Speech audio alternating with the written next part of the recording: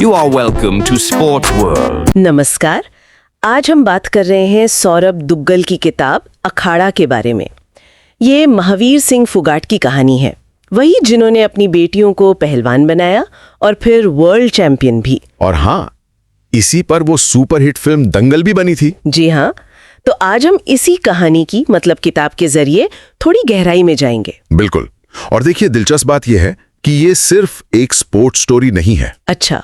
हाँ, ये कहानी है हरियाणा की, वहां की जो सामाजिक सोच है उसको चैलेंज करने की और ये दिखाने की कि बेटियां किसी भी तरह बेटों से कम नहीं होती। हाँ, किताब में भी जिक्र है कि महावीर सिंह फुगाट खुद मतलब काफी अच्छे पहलवान थे। जी, प्रतिभाशाली थे। लेकिन वो रिसोर्सेज की कमी कह लीजिए या सही मौका नहीं मिला तो इंटरनेशनल लेवल पर नहीं जा पाए। बिल्कुल।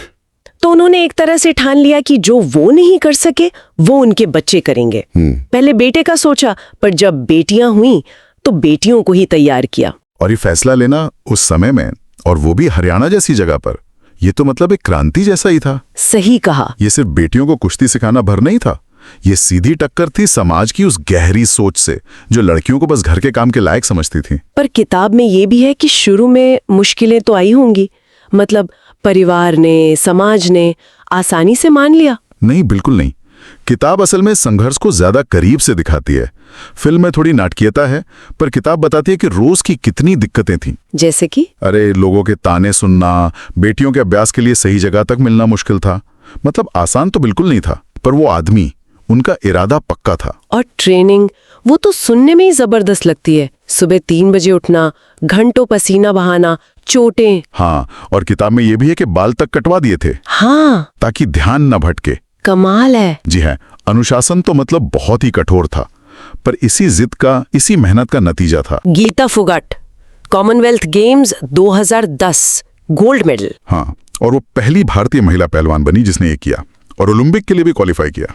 फिर बबीता फोगाट ने भी 2014 कॉमनवेल्थ गेम्स में सोना जीता। बिल्कुल। और फिर तो सिलसिला चल पड़ा, ऋतु, संगीता, विनेश, एक के बाद एक। तो अगर हम इसे थोड़ा बड़े पैमाने पर देखें, महावीर जी का वो जो विश्वास था, है ना, किताब में बार बार आता है, गोल्ड मेडल लाओ, दुनिया खुद झुकेगी। और वो काम कर गया। सही कहा आपने। हाँ, ये दिखाता है कि अगर आपका इरादा मजबूत हो और दिशा सही हो तो समाज की बड़ी से बड़ी रुकावटें भी हटाई जा सकती हैं। ये सिर्फ मेडल की बात नहीं थी, ये सोच बदलने की लड़ाई थी। बिल्कुल, सोच बदलने की लड़ाई। अच्छा, किताब अखाड़ा और फिल्म दंगल में आपने कहा किताब ज्यादा यथार्थवादी है। हाँ, मतलब फिल्म मनोरंजन के हिसाब से बनी है तो कुछ चीजें ज्यादा ड्रामेटिक हैं, पर किताब असल संघर्ष दिखाती है।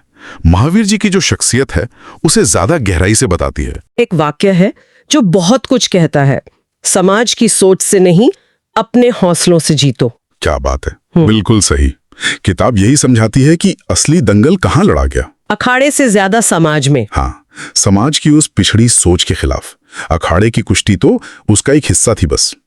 और किताब की भाषा बहुत सरल है, पर जो भावनाएं हैं, जो संदेश है, वो बहुत गहरा है। सबके लिए प्रेरणा है उसमें, युवा हो, पेरेंट्स हो, खिलाड़ी हो। जी हाँ, सबके लिए। तो कुल मिलाकर हम ये कह सकते हैं कि अखाड़ा सिर्फ कुश्ती या मेडल्स की कहानी नहीं है। नहीं, उससे कहीं ज्यादा है।